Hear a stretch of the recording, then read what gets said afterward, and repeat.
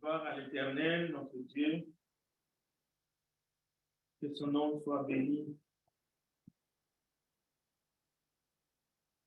Avant de commencer le message de ce matin, nous voulons d'abord dire merci à Dieu qui a permis que nous soyons réunis ensemble ce matin dans le cadre de ce culte d'adoration et d'action de grâce.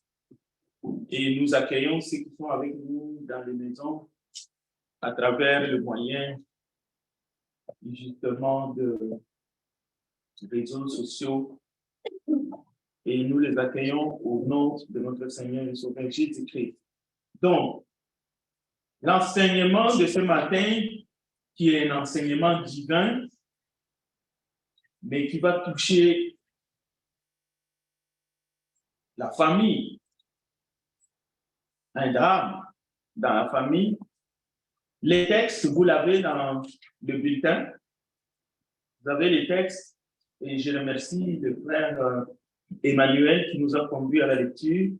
Je vais lire encore quelques versets. Je remercie le frère Mike Alexandre pour l'étude de ce matin. C'était très édifiant. Je voudrais aussi remercier le frère Jérémy qui dirige le culte de ce premier jour de la semaine à travers les cantiques qui nous inspirent aussi parce que ces paroles que nous chantons donnent gloire à Dieu. Alors, suivez sur la feuille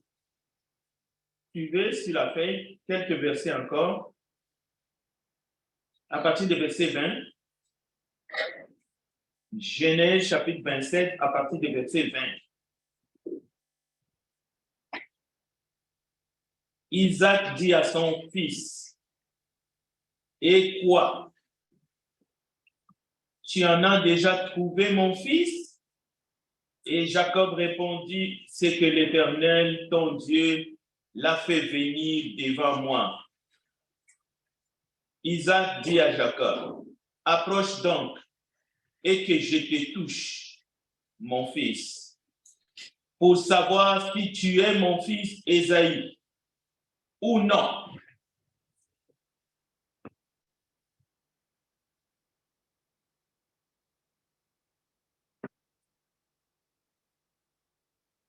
Je lisais dans l'Ancien Testament, Malachie, chapitre 3, verset 10.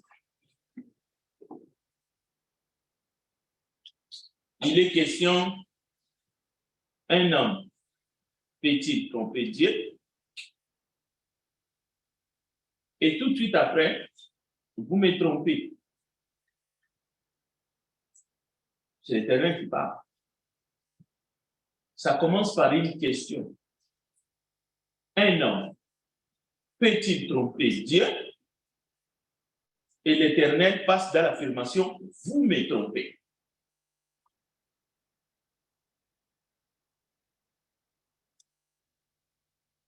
Mais en même temps, vous connaissez la rhétorique, n'est-ce pas? Dieu omniscient, Dieu omnipotent, Dieu omniprésent. Mais Dieu dit à Israël, vous me trompez dans les dîmes et les offrandes. Mais un homme peut-il tromper Dieu? Nous pouvons répondre par non. Mais Dieu dit, vous me trompez dans les offrandes et les dîmes. C'est la même chose d'un peu ici. Lorsqu'Isaac dit à son fils, approche, que je te touche. Je veux savoir si tu es mon fils Ésaü ou non. Verset 22, Jacob s'approcha d'Isaac, son père, il les toucha et dit, la voix est la voix de Jacob, mais les mains sont les mains d'Ésaü. Et le verset 23 continue, il ne le reconnut pas, parce que ses mains étaient velues, comme les mains d'Ésaü, son frère, et il est béni. Alors, à partir du verset 31, vous avez les textes sur la fin.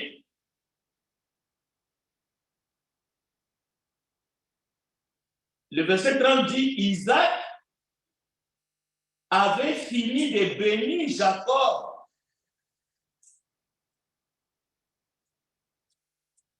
Isaac avait fini de bénir Jacob. Et Jacob avait à peine quitté son père Isaac, qu'Ésaü, son frère, revint de la chasse. Il fit aussi un mets qu'il porta à son père. Et il dit à son père,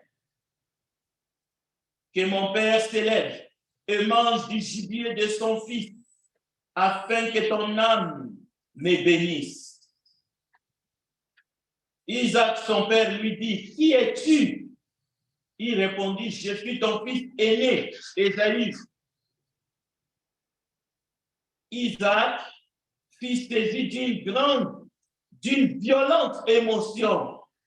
Et il dit, qui est donc celui qui a chassé du gibier et me l'a apporté? J'ai mangé de tout avant que tu viennes, et je l'ai béni, aussi sera-t-il béni. Lorsqu'Ésaü entendit les paroles de son père, il poussa de forts cris pleins d'amertume, et il dit à son père, bénis-moi aussi mon père.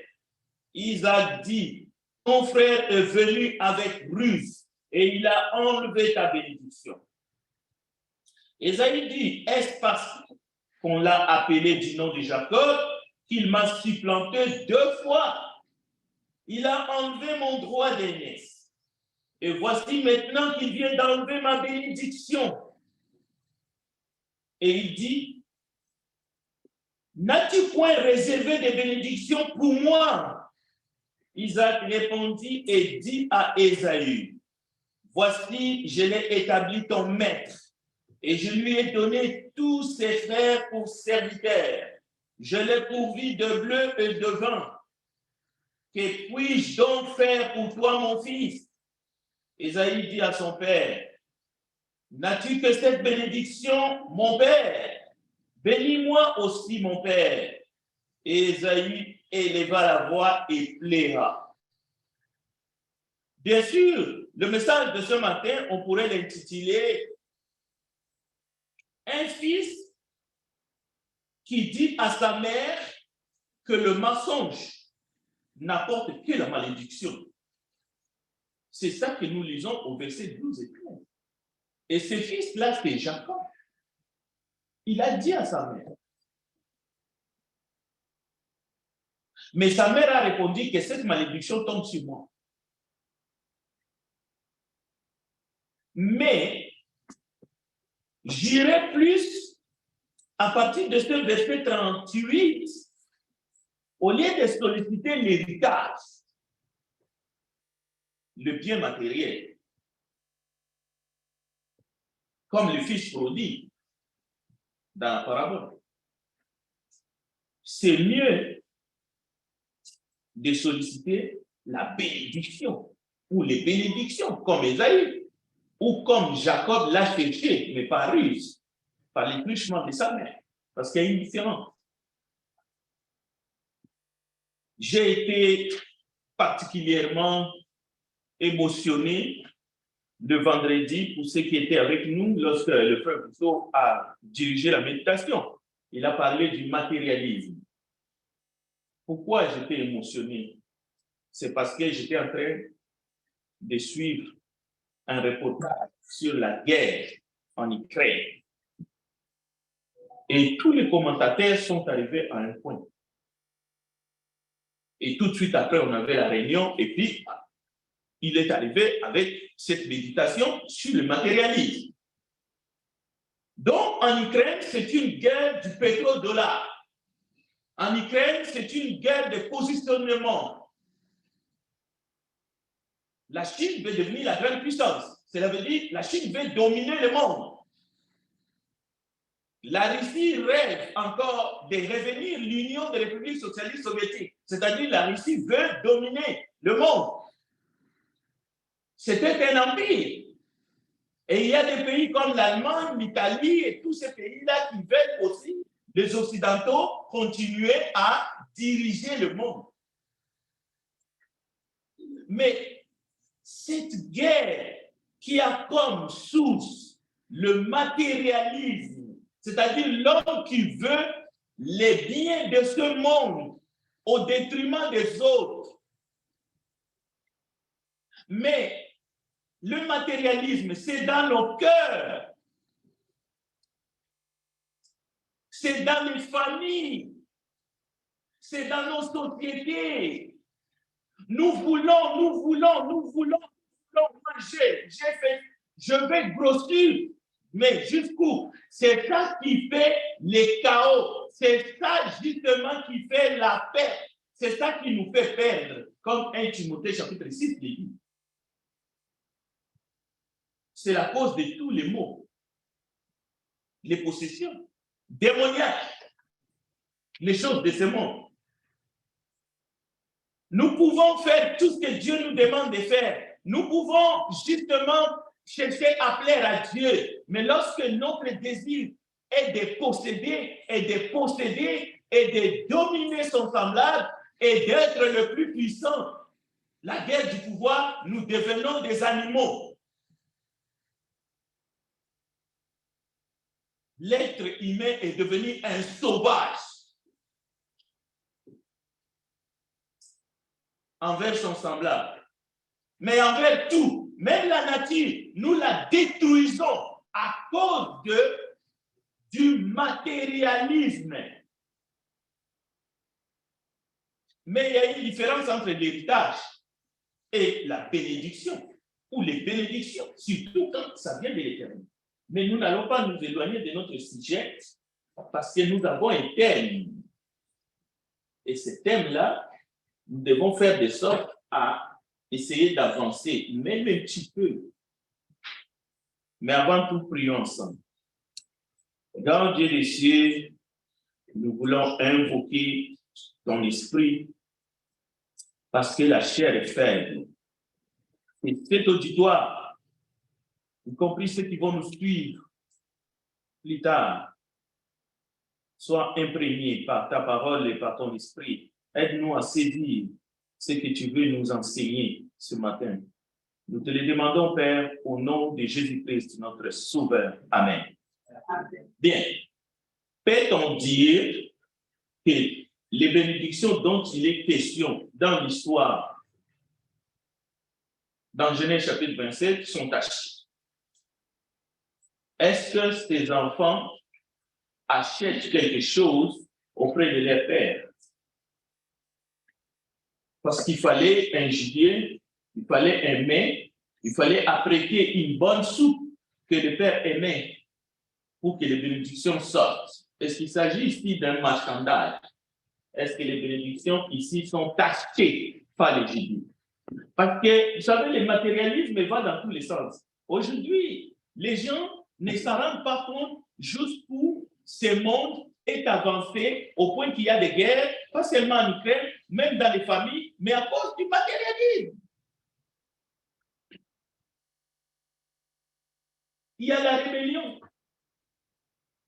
Vous savez, sans tomber dans les pièges qui consistent à trop demander les uns envers les autres.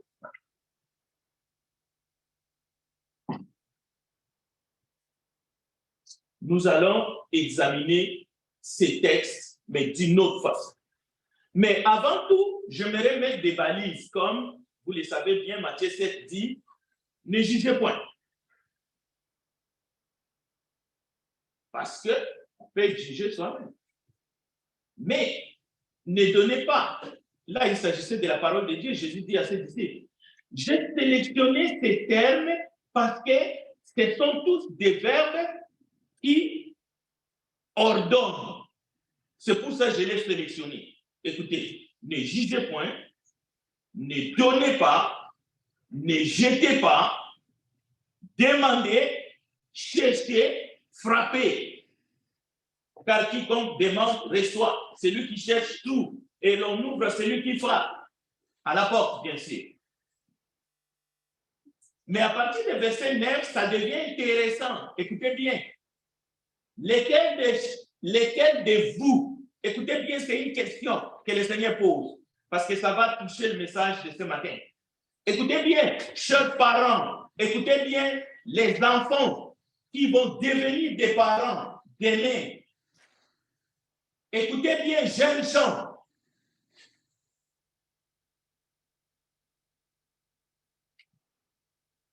Lequel de vous donnera une pierre à son fils s'il lui demande du pain?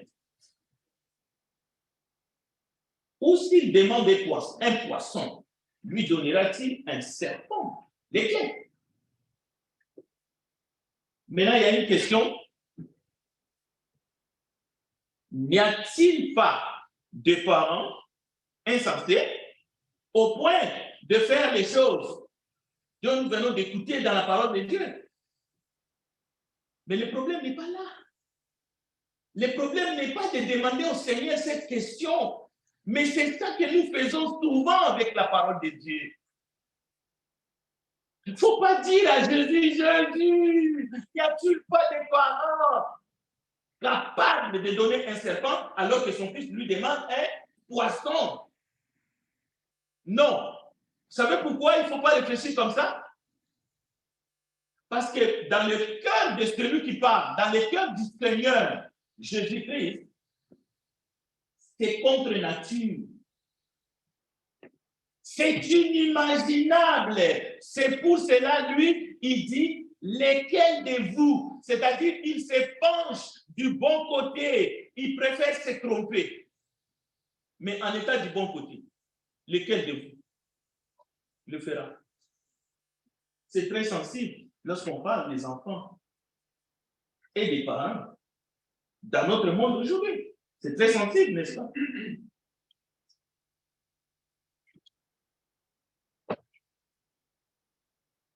Matthieu 7, verset 11. Si donc méchant comme vous l'êtes, vous savez donner de bonnes choses à vos enfants. Ah, là, Jésus revient en traitant l'être humain comme il est.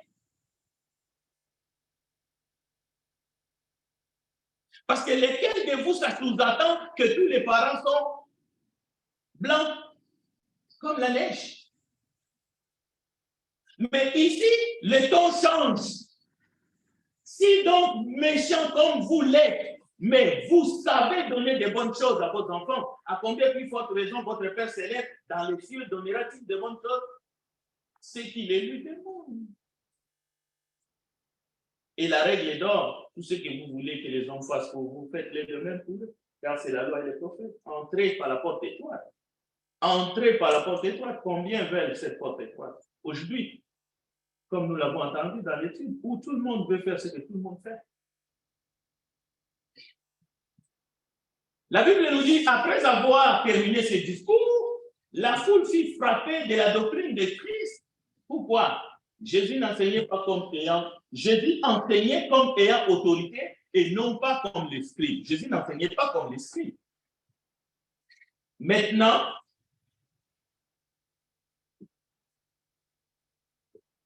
nous avons passé du temps, il y a 2 semaines, pour parler que le parent ne devrait pas irriter leurs enfants. Nous allons évoluer et vous allez comprendre les liens avec cette petite introduction que nous avons faite. Il y a le Père Céleste qui nous voit, qui a envoyé son Fils ici-bas. De l'autre côté, il y a ces démons des matérialisme, qui nous guettent. Et le premier cible du diable, c'est la famille. C'est la famille. Il a réussi à détruire la famille et finalement, vous voyez, ceux qui se battent, ceux qui s'entretuent, ceux qui jettent des bombes, ce sont des enfants de quelqu'un. Ils ont été élevés par des parents. Ils ont reçu l'éducation. Mais aujourd'hui, ils sont en train de massacrer les autres enfants. Parce qu'ils ont reçu des ordres.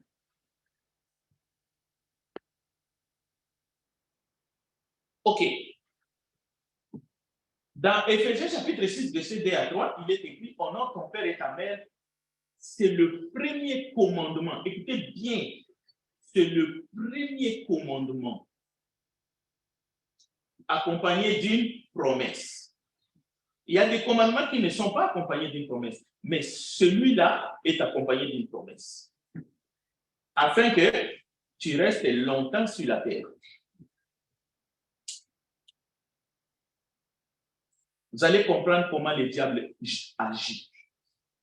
Pourquoi le monde est dans cet état. Le premier commandement, c'est d'honorer son père et sa mère. Il y a une promesse. Maintenant, posez-vous la question, qui a fait la promesse?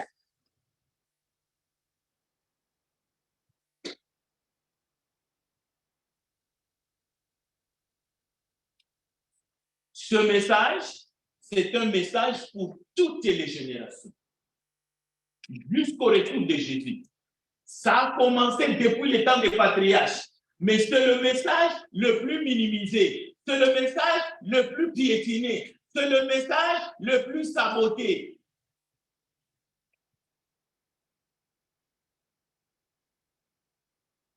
Et c'est Dieu qui commande. C'est Dieu qui ordonne. Parce que c'est lui qui nous a donné la vie. Bien sûr, c'est Dieu. C'est lui qui a soufflé pour que Adam devienne une âme vivante. Mais vous pensez que Dieu souffle toujours, chaque fois qu'il y a une naissance, Dieu entre dans la maternité pour souffler encore, pour que le bébé devienne une âme vivante? Non, il a soufflé une fois. Mais Dieu a permis qu'à travers le parent, les enfants viennent au monde. Et Dieu a ordonné que les enfants élèvent et que les enfants soient élevés par les parents selon le Seigneur. Maintenant, ne me dites pas, oh, mais il y a des parents qui ne le font pas. Je viens de vous donner l'exemple. Je viens de vous donner l'exemple. Nous venons de voir un exemple biblique. Lesquels parmi vous?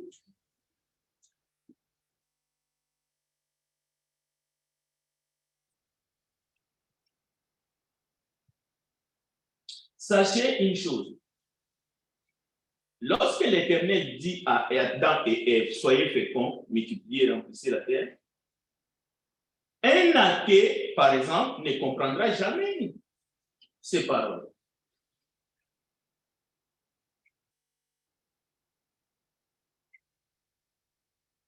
Cela veut dire, un athée ira jusqu'à dire à un enfant, mais vous n'avez pas besoin de faire quoi que ce soit pour donner de la joie à vos parents. Vous n'êtes pas redevable. Au fait, vous êtes redevable à rien. Vous savez pourquoi? Parce que vous n'avez jamais demandé de donner. Moi, je m'a déjà posé cette question. Ici même, pourquoi mes parents m'ont mis au monde? Pourquoi ils ont décidé que je viens au monde? Ils ne m'ont pas demandé la permission, mais comment on allait te demander ta permission parce que tu n'existais pas?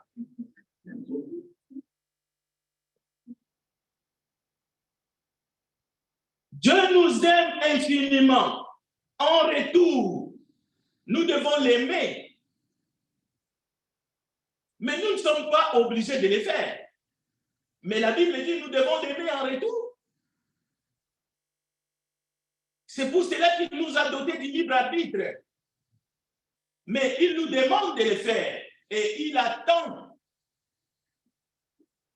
que nous puissions revenir vers lui.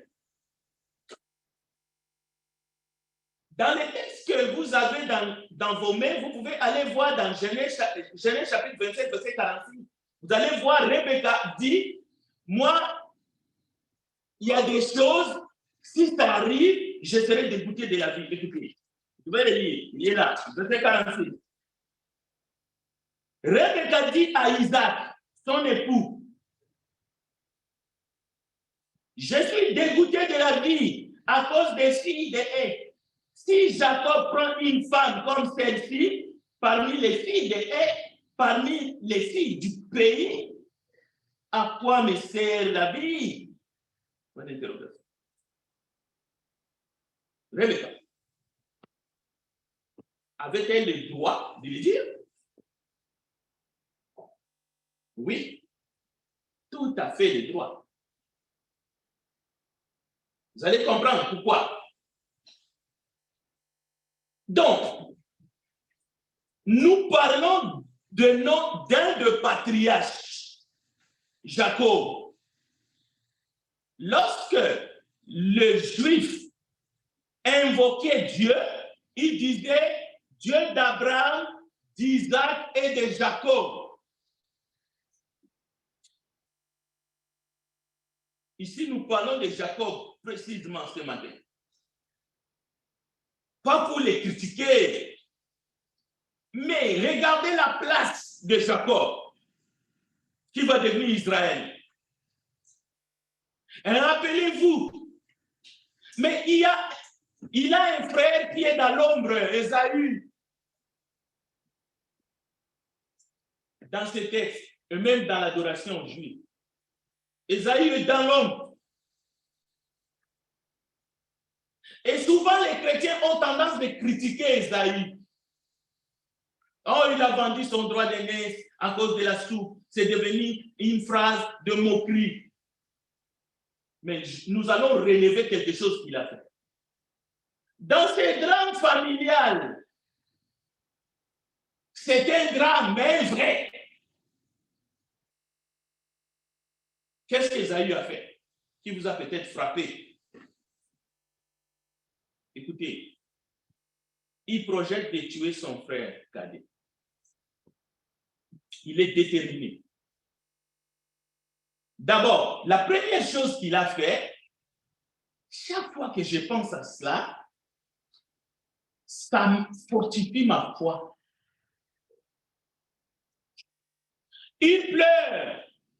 Il ne pleure pas pour l'héritage. Il ne pleure pas pour les biens matériels. Il ne pleure pas pour ce que son père a laissé. Il pleure, il veut la bénédiction. Il veut être béni. Il veut même le plus petit des bénédictions restantes. Mais dans la Bible, il est question des héritages. Abraham avait beaucoup de biens. Il est question de moutons, de bêtes. D'ailleurs, Jacob, il est allé chercher dans le pâturage. Il est allé chercher des animaux là.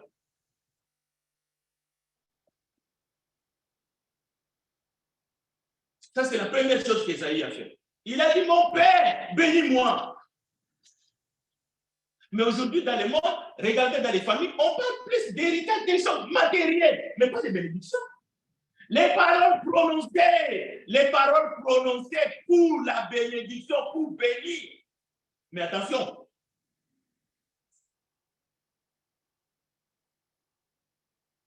on ne les achète pas. Mais on peut les solliciter.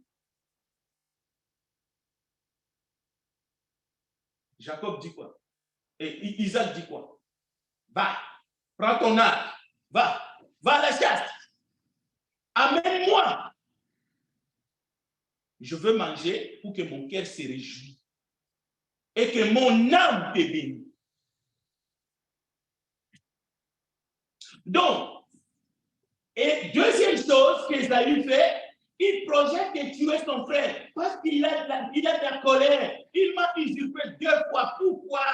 Écoutez, il projette de tuer son frère cadet, mais les jours de la mort, les jours du deuil de leur...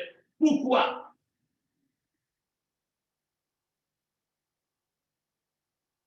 Probablement, ils voulaient le faire périr le jour du deuil de leur père, parce que le père était déjà mort. Il ne voulait pas souffrir son père. Il ne voulait pas faire de la peine à son père.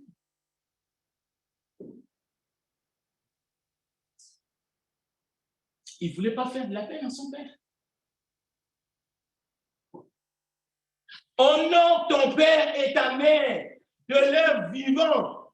L'enseignement n'est pas que non, tu attends que ton père, même ta mère est morte, là tu deviens un fou. Non. L'enseignement est honore ton père et ta mère.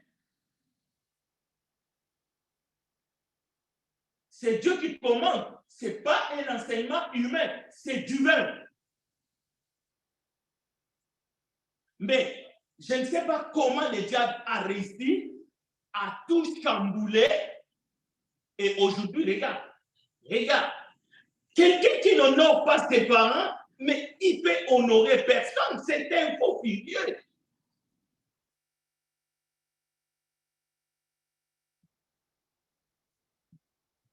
Lorsqu'il reçoit des ordres d'entrer dans un cockpit pour aller bombarder, il va aller, il ne va pas réfléchir. En fait, il n'a pas de morale. Parce que le créateur qui est là-haut, il sait comment les choses marchent. Il sait que ces gens-ci, s'ils n'honorent pas leurs parents biologiques, et moi qu'ils ne voient pas, jamais ils vont m'honorer.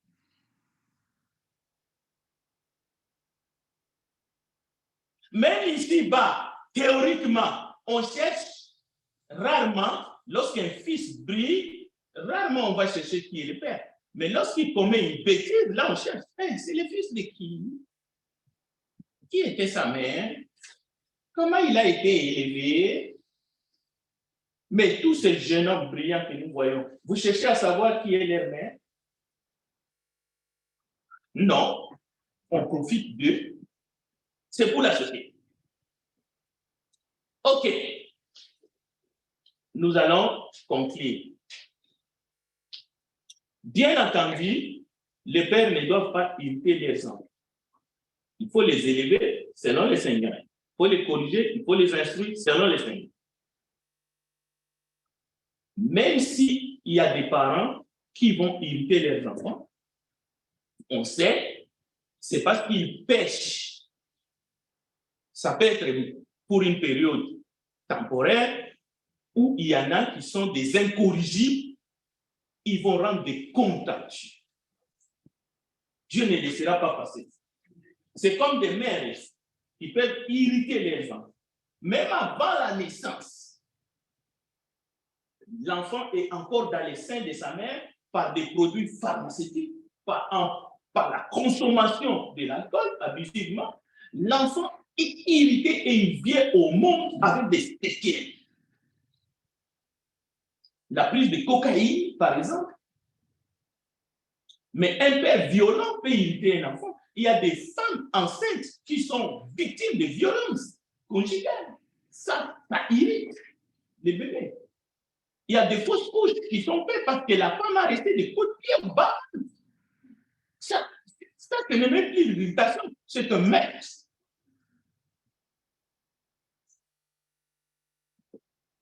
Ce que Dieu nous veut ce matin, c'est que nous puissions obéir à ses commandements. Mais il y a une gradation dans les commandements de Dieu. Ce n'est pas pour rien que vous attendez, c'est le premier commandement. Cela veut dire, si le premier commandement, nous n'obéissons pas, cela veut dire tous les restes tombent à moule. C'est la loi et les prophètes. Mais aujourd'hui, on joue avec les lignes rouges. On joue avec la loi de Dieu, la loi de Christ.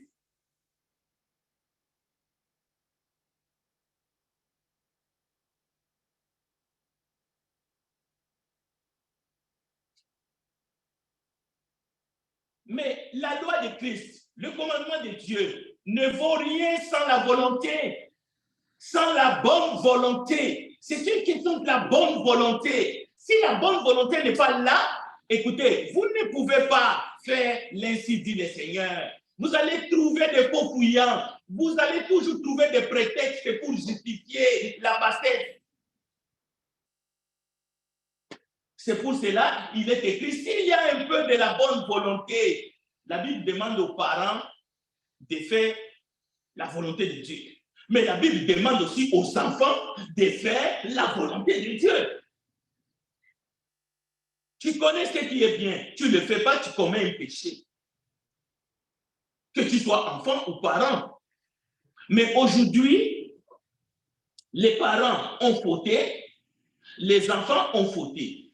Mais la parole de Dieu vient pour redresser les uns comme les autres. Mais nous vivons dans une société qui nous impose un modèle. Mais ce modèle est faux. C'est le modèle où les oreilles dépassent la tête. C'est le modèle du matérialisme.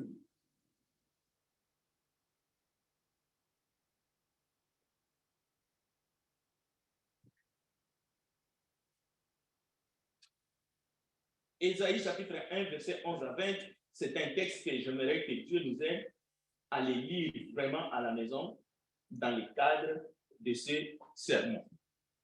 On a encore 5 minutes. Enfants, obéissez à vos parents.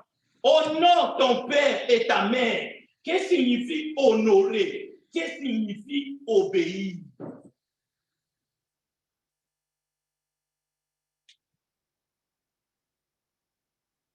Qu'est-ce que signifie obéir? Oui, obéir, ça va être très compliqué. Je n'ai pas le droit de faire tout ce que ma mère me dit. Ok, d'accord. Mais est-ce que tu l'honores? C'est le premier commandement. Afin que tu vives longtemps, tu sois heureux sur la terre. Okay? Ce n'est pas au ciel, sur la terre. Bon, quelqu'un dira, moi, écoute, ces choses-là, ça ne fonctionne plus. Hein? C'est quoi ça encore?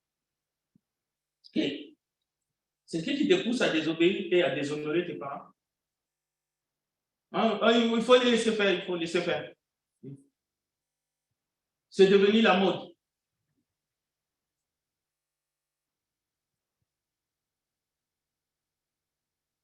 Nous avons un Père qui est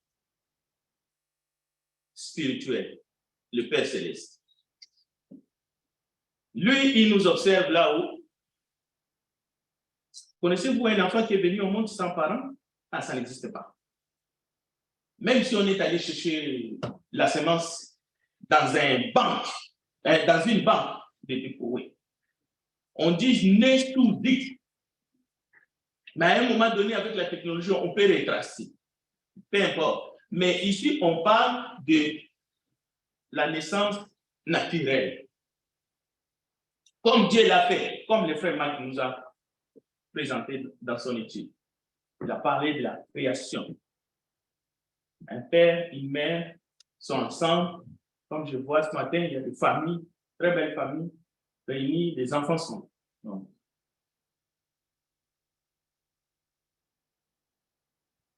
savez, ce que vous attendez dans le média, ce que vous avez appris dans les revues du monde, ce que vous avez vu dans les écoles du monde, ce que vous avez entendu à la télévision, vos amis de l'école, du quartier, a fait de vous ce que vous êtes. Vous ne serez jamais heureux ici-bas si vous n'honorez pas votre père et si vous n'honorez pas votre mère. Vous ne serez jamais heureux. C'est l'ainsi dit le Seigneur.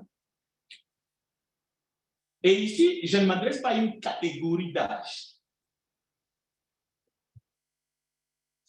Vous pouvez déshonorer même un parent qui est déjà dans l'au-delà. pouvez déshonorer son nom. Et même ça, que Dieu nous aide, qu'il nous donne la force de prendre garde à ce que l'Esprit dit aux églises. Que Dieu bénisse sa part. Chantons et nous allons prier.